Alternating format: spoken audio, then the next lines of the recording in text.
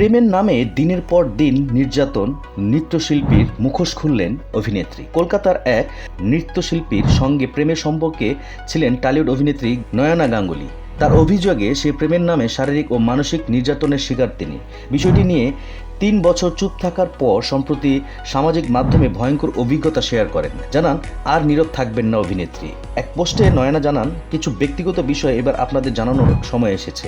৩ বছর ধরে আমি কোনো মাধ্যমে সেভাবে আর কাজ করিনি। কাজ না করার কারণটা ভীষণ ব্যক্তিগত ছিল, তবে এবার বাধ্য হলাম সামনে আসতে। অভিনেত্রী লেখেন, কলকাতার এক কোরিওগ্রাফারের সঙ্গে শেষ কিছু বছর আমি সম্পর্কে ছিলাম, কিন্তু এবার এই প্রেম ও ভালোবাসার সম্পর্কে থাকার মাসুল গুনতে হচ্ছে। দিনের পর দিন অত্যাচার, শারীরিক নির্যাতনে আমি মানসিকভাবে ভেঙে পড়েছি এবং আর্থিক ক্ষতির সম্মুখীন হয়েছি।